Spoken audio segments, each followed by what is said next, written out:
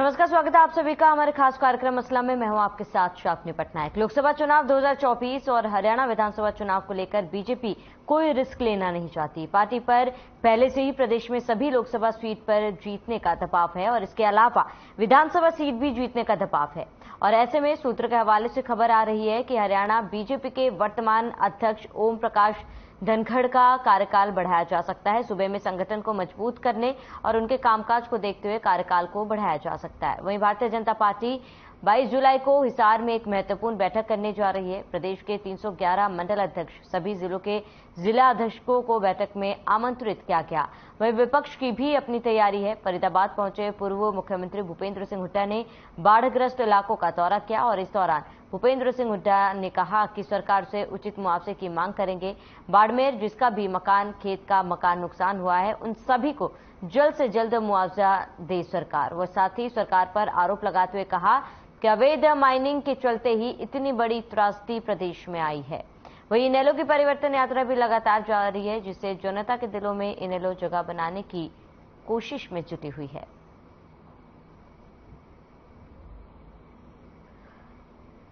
तो चुनाव में बेहद ही कम समय बाकी है और ऐसे में तमाम पार्टियों की तैयारी अब धीरे धीरे तेज होती जा रही है। बीजेपी की बात की जाए तो बीजेपी की अपनी तैयारी है और ऐसे में 2024 को लेकर बीजेपी की तैयारी जो है साफ तौर पर देखी जा रही है। 22 जुलाई को एक बड़ी बैठक होने जा रही है बीजेपी की तरफ से, जहां पर कई बड़े नेता इसमें शामिल होंगे और होने वाले चुनाव की रणनीति तय करेंगे। लेकिन उससे पहले सूत्र के हवाले से बड़ी जानकारी, जहां पे बीजेपी के प्रदेश अध्यक्ष ओपी धनखड़ जो है वो फिलहाल पद पर बने रहेंगे और उनका कार्यकाल जो है वो बढ़ाया जा सकता है।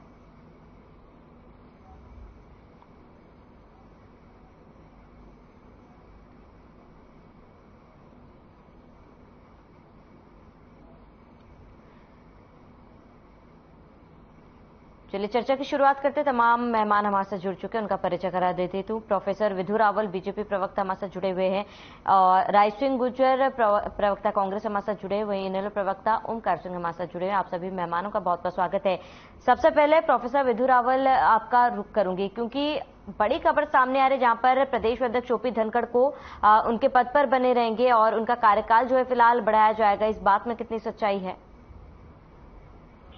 श्रावणी जी, आपको नमस्कार और आपके माध्यम से हर खबर हरियाणा के प्रत्येक दर्शक को नमस्कार। हमारे जो साथी पैनलिस्ट हैं उन दोनों को भी नमस्ते। देखिए, भारतीय जनता पार्टी एक संगठनात्मक इस प्रकार से लोकतांत्रिक संविधान से चलने वाली पार्टी है। भारतीय जनता पार्टी का अपना एक संविधान है। उस संविधान के अनुसार ही सबसे पहले हमारे यहाँ पर बूथ अध्यक्ष का चयन होता है। बूथ अध्यक्ष जब चुने जाते हैं उसके बाद बूथ अध्यक्ष मिलकर सभी लोग मंडल अध्यक्ष का चयन करते हैं।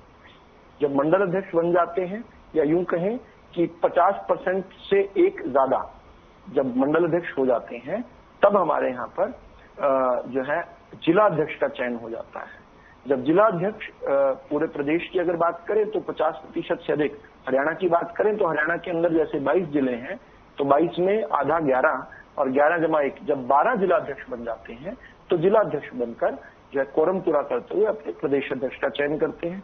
इसी प्रकार से भारतीय जनता पार्टी की दृष्टि से, संगठन की दृष्टि से पूरे देश के अंदर हमने 35 राज्यों को इकाइयां बनाई हुई। तो 35 राज्यों में से जब माफी चाहूंगा 34 राज्य बनाए हुए हैं, तो 34 में से जब 17 प्रदेशों के अध्यक्ष बन जाते हैं, 17 जमा 1 जब 18 प्रदेश अध्यक्ष बन जाते हैं, तो उसके बाद जो है वो मिलकर राष्ट्रीय अध्यक्ष का चयन करते हैं। इसी प्रकार से अब से 3 साल पहले जगत प्रकाश नड्डा जी हमारे राष्ट्रीय अध्यक्ष बने थे और इसी तर्ज पर जो है ओम प्रकाश धनखड़ जी का जो है 19 जुलाई 2020 को अध्यक्ष बने थे। लेकिन अभी विशेष परिस्थितियों में जैसा हम जानते हैं कि राष्ट्रीय परिषद की बैठक में ये तय किया गया कि धनखड़ जी का माफी चाहूंगा नड्डा जी का जो कार्यकाल है वो कार्यकाल बढ़ा दिया जाएगा और उसको कार्यकाल को अगले साल चुनावों तक बढ़ा दिया जाएगा। तो नड्डा जी के साथ साथ सभी बूथ अध्यक्ष से लेकर मंडल अध्यक्ष, जिला अध्यक्ष, प्रदेश अध्यक्ष, सभी का कार्यकाल उसी प्रकार से बढ़ गया। हाँ, क्योंकि विशेष परिस्थिति है, चुनाव सामने है, चुनाव के बाद संगठन की रचना होनी है। तो जिस दिन जगत प्रकाश नड्डा जी का कार्यकाल बढ़ा था, उसी दिन से जो है सभी के सभी का, बूथ अध्यक्ष से लेकर राष्ट्रीय अध्यक्ष तक का सबका कार्यकाल जो है उसी दिन बढ़ गया था। लेकिन साथ साथ विशेष परिस्थितियों में ये भी विचार किया गया अलग अलग बाद में समय में कि कैसे कैसे किन किन प्रदेशों में क्या कोई बदलाव की आवश्यकता है, क्या किसी समीकरण को बिठाने के लिए आवश्यकता है, क्या कोई बदले समीकरणों में कुछ बदलाव की आवश्यकता है, तो वो भी हुआ। लेकिन हमारा जो रेगुलर चुनाव है वो जो है आगे राष्ट्रीय कार्य परिषद ने तय कर उसको आगे बढ़ा दिया। ठीक है प्रोफेसर विधु, लौटूंगे आपके पास। रायसिंह गुर्जर जी बने हुए हैं, कांग्रेस प्रवक्ता हमारे साथ है। रायसिंह गुर्जर जी, कहीं ना कहीं देखिए बीजेपी की तैयारी दिख रही है और संगठन को मजबूत करने के लिए बीजेपी की तरफ से कई कदम उठाए जा रहे हैं। कांग्रेस की बात की जाए, लगातार कांग्रेस के संगठन के ऊपर सरकार द्वारा भी सवाल खड़े किए जा रहे हैं कि फिलहाल कांग्रेस का संगठन ही नहीं बना है, कांग्रेस का संगठन मजबूत नहीं है, ऐसे में कांग्रेस चुनाव कैसे लड़ेगी? आपका रिएक्शन? आपने कहा कि सरकार का आरोप है कि वे संगठन तैयार नहीं। देखिए, ये एक अलग विषय है, इस विषय पे हम बहुत गहनता से विचार नहीं कर सकते। लेकिन मैं स्पष्ट कर दूं सरकार को भी, सरकार के लोगों को भी और एक हरियाणा प्रदेश के लोगों को भी कि कांग्रेस की हमारी जो संगठनात्मक विचारधारा के आधार पर जो प्रक्रिया है, हम सदैव चुनाव के लिए, जनता की सेवा के लिए और सरकार के जो कृत्य हैं लोगों के खिलाफ, समाज के खिलाफ, प्रदेश के लोगों की जनभावनाओं के विपरीत कार्य किए हैं, उसके खिलाफ सदैव आवाज उठाने के लिए कांग्रेस का कार्यकर्ता हमेशा तैयार रहता है। रही बात संगठन की, कुछ कमियां होती हैं, इस पे मैं विस्तार से बात नहीं कर सकता क्योंकि ये हमारे शीर्ष नेतृत्व का मुद्दा होता है। लेकिन हाँ, अभी तक जहां तक कांग्रेस की प्रथम प्रक्रिया है कि हमारे यहाँ पर जिस प्रकार से हमने आपको बताया है कि हमारा प्रदेश कांग्रेस कमेटी का सदस्य सबसे पहले चुना जाता है, उसके लिए हमारे 100 लगभग 62 सदस्य हमने चुन लिए हैं और उनकी प्रक्रिया के बाद ब्लॉक के अध्यक्ष जो होते हैं उनका चयन होना है और जिला अध्यक्षों का चयन होना है। क्योंकि हमारे जो राष्ट्रीय कांग्रेस के हमारे प्रभारी हैं, उनका अभी नया हमारे बाबरिया जी प्रधान बने हैं, तो नए प्रभारी जी ने आकर ये सबसे पहले कहा कि इस प्रक्रिया को हम जल्दी से बनाकर संगठन को, कांग्रेस के संगठन को तैयार करेंगे। लेकिन इसके साथ साथ बड़ी स्पष्ट सी बात है कि कांग्रेस हमेशा से, सदैव से इस बात की पक्षधर है कि हमें हमेशा जनता के हितों की रक्षा के लिए जो मुद्दों की लड़ाई है, जो लोकतंत्र की मजबूती के लिए कदम उठा सकते हैं, जो जनता के हितों के लिए प्रयास करते हैं, वह हम अपनी विचारधारा के आधार पर सदैव करते रहते हैं। इसके साथ साथ आप देखिए कि कांग्रेस ने पिछले दिनों से लगातार हर लोकसभा क्षेत्र में, विधानसभा क्षेत्र में और जहां जहां पर भी जो मुद्दे सरकार के कृत्यों के सामने आए हैं, उसको उठाकर हमारे नेताओं ने अपनी बात को रखा है, जनता की लड़ाई लड़ी है। और हम 2024 के चुनाव के लिए, जहां तक प्रदेश की बात है, कांग्रेस के प्रत्येक कार्यकर्ता चुनाव की तैयारी में जुट चुका है और हम इस बात का वायदा करते हैं आपके प्रतिष्ठित चैनल के माध्यम से कि कांग्रेस का कार्यकर्ता संगठन के साथ मिलकर और जनता के, प्रदेश के लोगों के हितों को ध्यान में रखते हुए प्रत्येक दिन और हर कदम, हर क्षण जो है वो प्रदेश की रक्षा करेंगे। और हम चुनाव की प्रक्रिया में जाने से पहले इस बात का वायदा करते हैं कि कांग्रेस का समस्त जो हमारा लोकतंत्र को बचाने का इतिहास रहा है, हम उसके लिए प्रयास करेंगे और कांग्रेस का कार्यकर्ता संगठन के साथ मिलकर आगे बढ़ेगा। ठीक है रायसिंह जी, लौटूंगे आपके पास। ओमकार सिंह जी, आपका रुख करूंगी क्योंकि दोनों प्रवक्ताओं को सुना आपने। अगर इनेलो की बात की जाए तो इनेलो की क्या तैयारी है? इसके साथ ही क्योंकि बीजेपी के प्रदेश अध्यक्ष के कार्यकाल बढ़ाने की बात कही जा रही है, आपको लग रहा है कि बीजेपी एक बड़ा दाव खेल रही है इसके साथ? देखिए बीजेपी क्या कर रही है, कांग्रेस क्या कर रही है, इससे हमें कोई मतलब नहीं। जनता की सेवा करनी है और जनता इस वक्त आज प्रदेश का प्रत्येक वर्ग, प्रत्येक व्यक्ति इस लुटेरी सरकार से, इस गठबंधन की सरकार से दुखी, प्रताड़ित और परेशान है।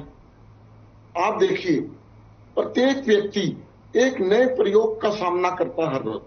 परिवार पहचान पत्र, प्रॉपर्टी आईडी, भ्रष्टाचार, बेरोजगारी, अपराध, बेरोजगारी, कहीं भी देख लीजिए प्रत्येक व्यक्ति परेशान है। लेकिन ये ऐसी सरकार मैंने देखी, जब भी कोई समस्या आती है, ये समस्या के दो गुट बनाने की कोशिश करते हैं, दो गुट बनाने की कोशिश करते हैं और उसमें से एक गुट को सपोर्ट करते हैं, दूसरे गुट को डिफेम करते हैं। ये इनकी नीति है। आज जनता, प्रदेश की जनता इनसे छुटकारा चाहती है और छुटकारा चाहने के लिए इनेलो एकमात्र विकल्प है, विकल्प भी नहीं कहूंगा, इनेलो एकमात्र ऐसी क्षेत्रीय दल है जो प्रदेश के हितों की रक्षा सुरक्षा करती आई है और करती रहेगी।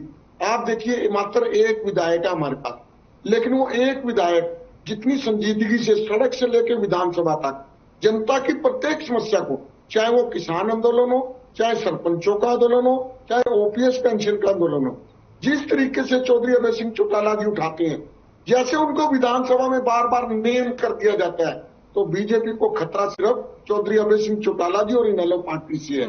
आज मैं आपको बताना चाहता हूं कि इस बीजेपी सरकार ने हर एक मामले में प्रयोग किया है, जनता को परेशान किया है, लेकिन जब से चौधरी अभय सिंह चौटाला जी ने 24 फरवरी को सिंगार गांव से यात्रा शुरू की, जब उन्होंने घोषणा करी अपनी घोषणाएं, और अभी 2 दिन पहले सुप्रीमो चौधरी ओम प्रकाश चौटाला जी ने जब से बोला कि हमारी सरकार आने पर पेंशन 7500 रुपए प्रतिमाह कर दी जाएगी, जो इन्होंने परिवार पहचान पत्र का हवाला देके 5 लाख लोगों की पेंशन काट दी, उस पेंशन को सूद समेत जिन लोगों की काटी गई उनको दी जाएगी।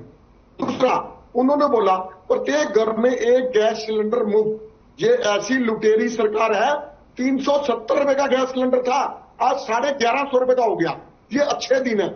उन्होंने बोला कि एक गैस सिलेंडर प्रत्येक घर में हर महीने फ्री दिया जाएगा, हर गृहिणी को, क्योंकि रसोई घर का खर्च महंगाई के करके बहुत बढ़ गया, हर गृहिणी को 1100 रुपए प्रतिमाह उसके खाते में दिया जाएगा।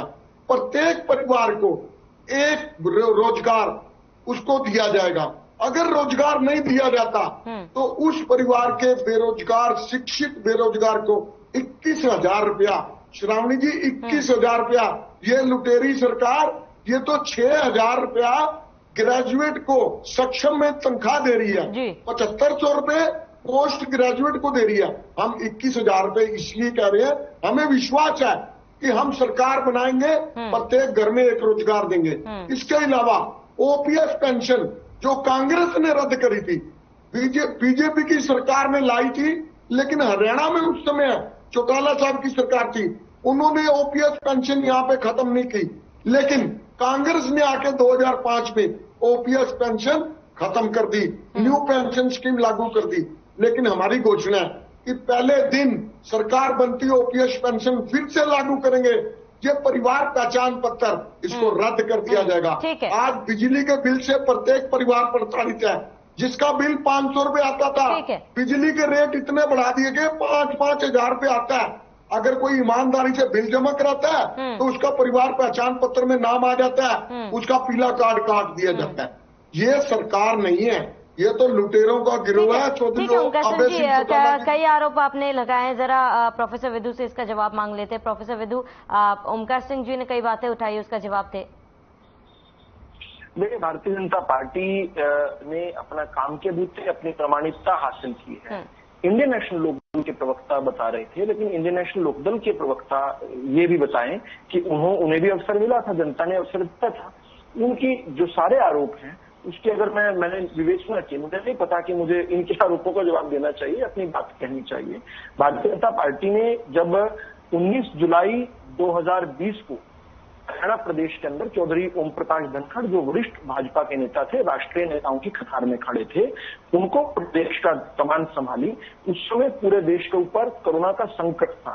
पहले दिन से किस प्रकार से हमने सेवा ही संगठन के नाम से जो है एक कार्यक्रम शुरू किया, और वो पूरे के पूरे हरियाणा के अंदर सबसे बड़ा एक नॉन गवर्नमेंटल कार्यक्रम था, जिसके तहत भाजपा के सैकड़ों नहीं, हजारों नहीं, लाखों कार्यकर्ता जो हैं उन विकट स्थितियों में, जिनमें एक मैं भी था, हम लोग सब जो है सड़कों पर भी निकले, लोगों के घर तक गए, अस्पताल में गए, गांव में गए, गलियों में गए, काम किया लोगों के बीच में जाकर।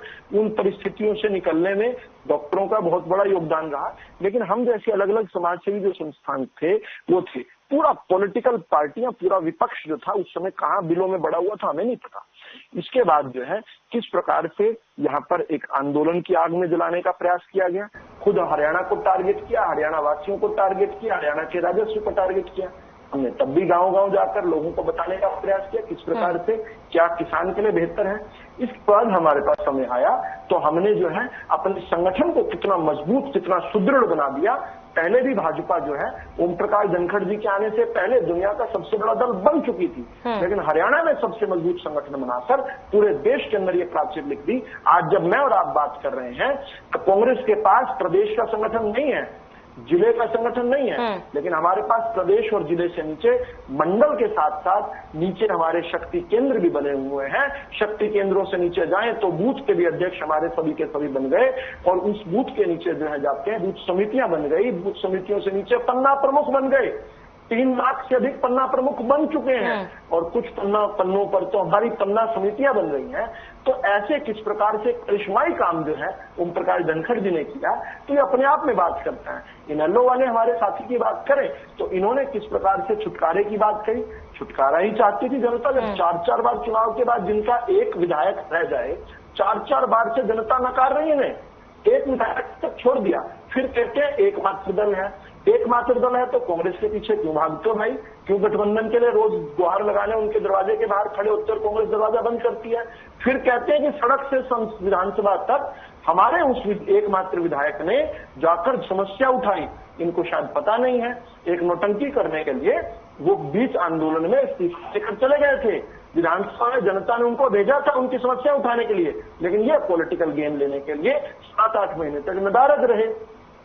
दूसरी बात जो है, इन्होंने जिस व्यक्ति की बात की, चौधरी ओम प्रकाश चौटाला जी के पुत्र अभय सिंह चौटाला जी, चौधरी ओम प्रकाश चौटाला जी सुप्रीमो, उनके बेटे अभय सिंह चौटाला जो है वो इनके सर्वोसर्वा, उनके ये केवल इन दोनों से बाहर नहीं निकल पाए, एक बापू और बेटा से बाहर नहीं निकल पाए। बड़ी बात है ये कि किस प्रकार ये बात करते हैं। गैस सिलेंडर कहते हैं कि हम 370 का था, 370 का कौन सी डेट को खरीदा था, अपने सवाल में जवाब दे दे, उस डेट का बता दे, मैं आपको बता दूंगा किस डेट को कितना था। लेकिन इन्होंने एक बड़ी महत्वपूर्ण बात की, इन्होंने कहा प्रत्येक घर में रोजगार देगी चौटाला साहब। मैं इनको बता दूं 1999 से 2005 तक 6 साल तक आपकी सरकार थी, उसमें HSSC के माध्यम से 11,808 भर्तियां कर पाए थे आप केवल, और HPSC के माध्यम से 3317 की थी। ये कुल मिलाकर 15,000 भी नहीं होती। हम जब पिछले 8 साल में 1,09,000 भर्ती कर चुके हैं, बिना पर्ची और बिना खर्ची के गरीब को योग्यता प्राथमिकता के आधार पर दे चुके हैं, जबकि आपके इन 15,000 में भी 3206 के लिए तो कोर्ट ने पीछे हमारी काटने के जुर्म में बड़े चौटाला साहब को 10 साल तिहाड़ की सजा भुगतवा चुकी है। आय से अधिक संपत्ति में फिर से सजा मिल गई। भ्रष्टाचार के जनक हो आप, अपराध के आप जनक हो। किस प्रकार से आपके तेजा फार्म में विधायकों तक को पीटा जाने की खबरें आया करती थी। आप अगर इनेलो वाले अपराध की बात करें तो कहां से सस्ती है हमारी बात। ठीक है प्रोफेसर विदु, आप के जो आरोप थे और जवाब थे इस पर रिएक्शन लेंगे ओमकार सिंह जी से। उससे पहले रायसिंह गुज्जर जी आपका रुख करूंगी। दोनों ही प्रवक्ताओं को सुना आपने, आपका रिएक्शन इसके साथ ही, क्योंकि देखिए बीजेपी के अपने मुद्दे जो बीजेपी ने गिनाए हैं और वहीं इनेलो के अपने मुद्दे हैं, और कई वादे ओपी चौटाला, बीते दिनों हमने देखा है कि ओपी चौटाला द्वारा वादा किया गया था जनता के लिए। और ऐसे में अगर कांग्रेस की बात की जाए तो इस बार चुनाव में कांग्रेस का क्या मुद्दा रहने वाला है? देखिए श्रावणी जी, प्रोफेसर विदु रावल जी ने जो बात रखी है वो अपनी पार्टी के स्टैंड पर, क्योंकि प्रवक्ता हैं और ओम प्रकाश धनखड़ जी के बड़े चहेते विश्वास बात कर साथियों में शामिल है, तो उनका फर्ज बनता है कि अपने उस नेता के लिए भी विचार रखेंगे जो पिछले चुनाव के विधानसभा चुनाव में जमानत जब्त करा चुके। एक बात जो प्रदेश के वर्तमान जी, अगर वो इतने काम करने वाले काबिल व्यक्ति होते तो प्रदेश में विधानसभा चुनाव में जहां ये फर्जी तरीके से 75 पार की बात करते थे, और जब चुनाव आया तो लोकप्रिय जिसकी बात करते हैं कि संगठन का अनुभव है, वो जमानत जब्त करवा लेते हैं। तो ऐसे में इसका स्पष्ट भी विदु रावल जी करेंगे।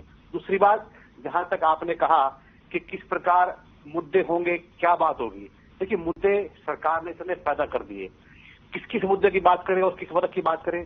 किसान मजदूर सड़क पर है, कहाँ आज मुआवजा तक नहीं मिला, सर्वे नहीं हुआ किसी प्रकार से, और पिछले जो फसल खराब हुई उसका मुआवजा आज तक नहीं दिया गया।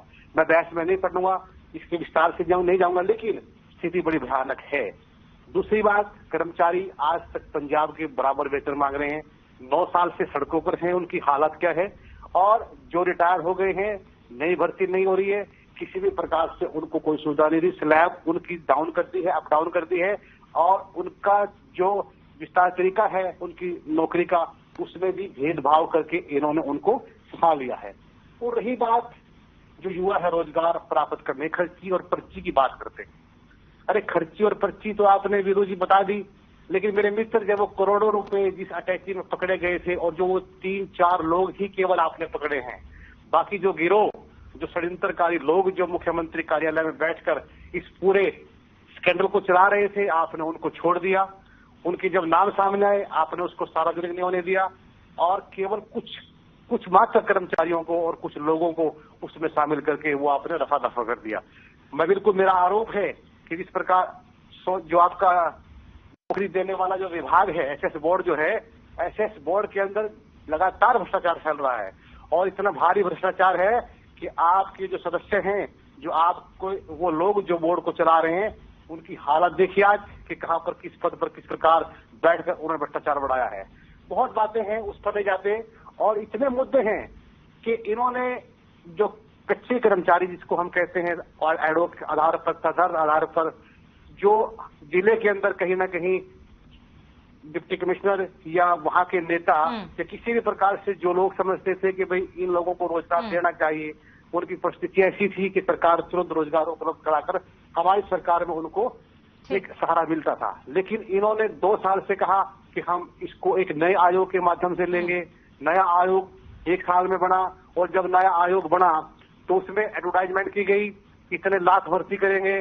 जब परीक्षा पास की गई, परीक्षा पास में जब 3.5 लाख से अधिक बच्चों ने परीक्षा पास की तो इनके हाथ खड़े हो गए। अब रोजगार देने की बात आई, फिर नई प्रक्रिया में डाल दिया गया। तो इनका रोजगार नहीं देने का जो तरीका है वो प्रदेश का युवा समझ चुका है। ठीक है, तो रही बात बड़ी बात एक और जी, ओमकार सिंह जी आपका रुख करूंगी क्योंकि देखिए आपने भी कई बातें कही है, राय सिंह जी ने भी कई बातें कही। राय सिंह जी की बात सुनकर क्या आप सहमति भर रहे हैं उसमें, और इसके साथ ही आपके बातों का जवाब प्रोफेसर विदु ने दिया है, आप उससे संतुष्ट हैं? देखिए ये क्या कहते हैं, ये जुमले और जुमेलों की सरकार है, हमें इनकी बातों पर नहीं आना। देखिए कोई मन की बात करता है, कोई जनसंवाद करता है, लेकिन वो मन की बात और जनसंवाद से क्या जनता का पेट भर जाएगा? श्रावणी जी आप भी सोचिए, जनता का पेट तो रोटी खाने से भरेगा और रोटी कैसे मिलेगी? रोजगार से। बताऊं जिस दिन से चौधरी अभय सिंह चौटाला जी ने परिवर्तन पद यात्रा शुरू करी है, तब से मुख्यमंत्री महोदय को याद आया कि खेतों में भी जाना है, तब इनको जनसंवाद याद आया। उससे पहले एसी कमरों में बैठे थे सारे के सारे, उसके बाद ये खेतों में जाके कनक के दाने भी गिन रहे थे, ये सब ने देखा। और एक चीज कहना चाहूंगा, आज एक बात तो बता दो कि प्रदेश का कौन सा वर्ग सुखी है, कौन सा वर्ग खुशहाल है, कौन सा सुखी है, ये बता दीजिए बस। आप देखिए सरपंचों को ले लीजिए, ओपीएस पेंशन वालों को ले लीजिए, आंगनवाड़ी वर्कर ले लीजिए, और अब डीसी, एसडीएम और तहसील, ये क्लर्क तकरीबन 15 दिन के ऊपर हो गया, ये हड़ताल पर है।